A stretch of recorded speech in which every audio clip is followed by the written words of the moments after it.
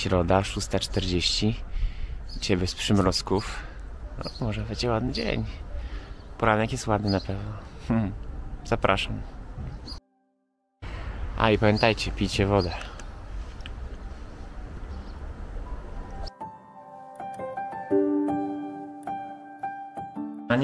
Więc pokażę wam moje biurko w końcu, które skończyłem składać. Czyli tak, to jest monitor Acer, jakiś tam model najpopularniejszy na Allegro znalazłem.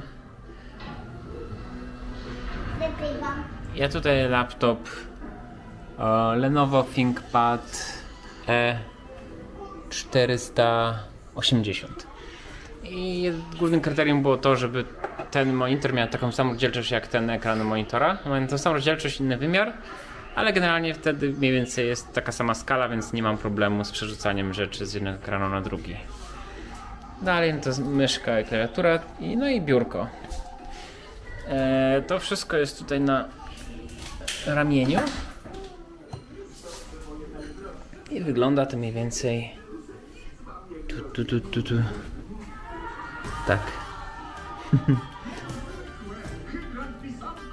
Więc z daleka to wygląda jakby ten monitor był tutaj przytwierdzony do tego ramienia. Natomiast to ramię jest na samym środku tego monitora z tyłu, więc jest jakaś tam symetria zachowana. No i teraz tak, no z laptopa no to zasilanie HDMI i tutaj USB, który podłączam do telefonu do ładowania albo do zgrywania obrazków z kamery, znaczy obrazków filmów z kamery. No i w tym ramieniu były takie szlufki na kable, więc to jest akurat spoko opcja, bo możesz sobie kable uporządkować automatycznie. Reguluje się to imbusami, to jest takie trzymadełko na te 3 imbusy, więc można się ich pozbyć, jak komuś przeszkadzają. Ja sobie zostawiłem, bo pewnie bym je zgubił i tak czy siak.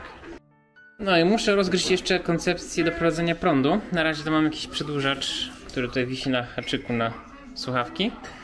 Do przedłużacza oprócz podłączonego monitora i laptopa jeszcze są podłączone jakieś inne rzeczy, które tutaj leżą. No ale jak ogarnę sobie też ten zasilacz jakoś sprytnie, to będę miał całkiem mobilne to biurko.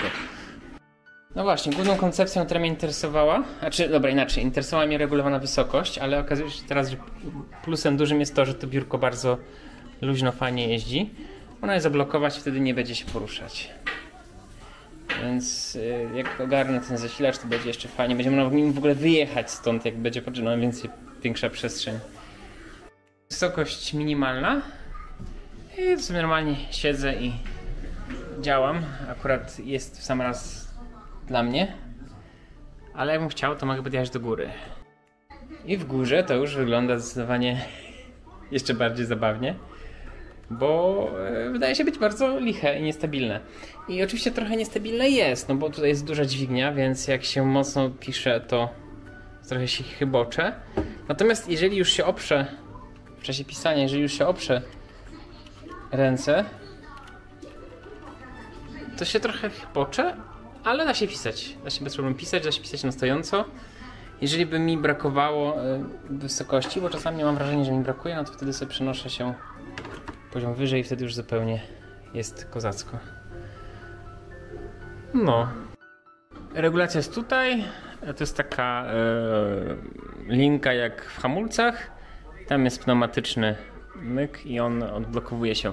Jak było biurko puste, to naciśnięcie dawało je do góry, a jak już umieściłem na nim właśnie monitor i laptopa i klawiaturę i myszkę, to naciskam, to ono jest w równowadze. Generalnie trzeba je docisnąć w dół, żeby zjechało, albo pociągnąć do góry, żeby odjechało. To jest mega fajna sprawa, bo jeżeli ktoś przypadkiem chwyci tutaj, to nie wystrzeli mu to wszystko do góry.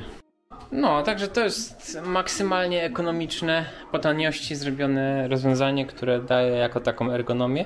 Znaczy nie jako taką, daje całkiem spoko ergonomię. To jest wbrew pozorom dobra ergonomia, jak się tutaj siedzi wygodnie. Jeżeli będę chciał, to mogę to wszystko wyjechać bardzo szybko, łatwo. Jedyne, co mnie trochę martwi, to to, że ta tacka tutaj jest trochę taka, może nie tyle luźna, co łatwo jest ją odwrócić.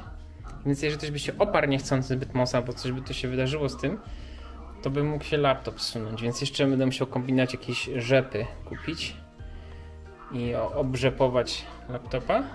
Bo generalnie stąd go będę brał pewnie raz na miesiąc, więc jak go obrzepuję, to będzie nawet spoko, będzie bezpieczniej.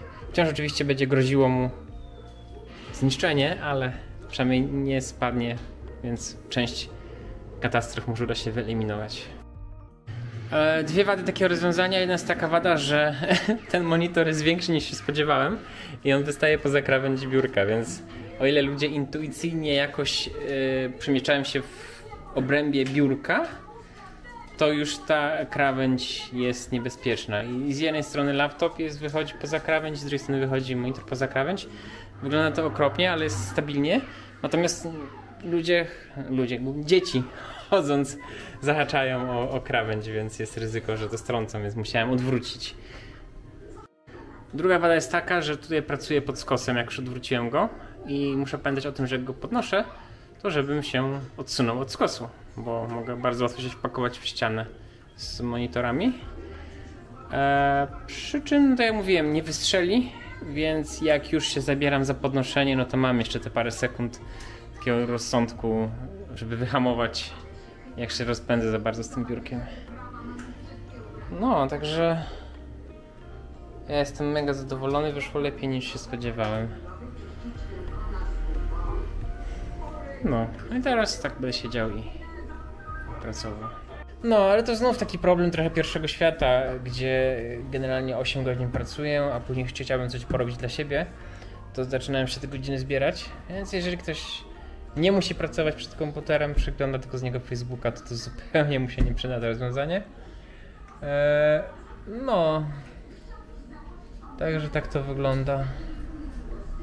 No, ale trzeba trochę coś porobić, takie rzeczy, żeby jednak nie męczyć się.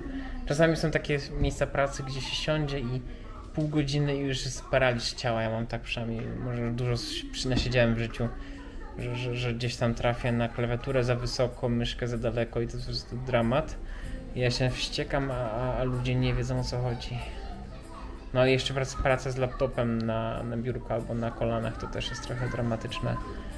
Bo jakkolwiek nie będziesz mieć, albo będziesz mieć za wysoko ręce, albo za nisko będziesz musiał patrzeć.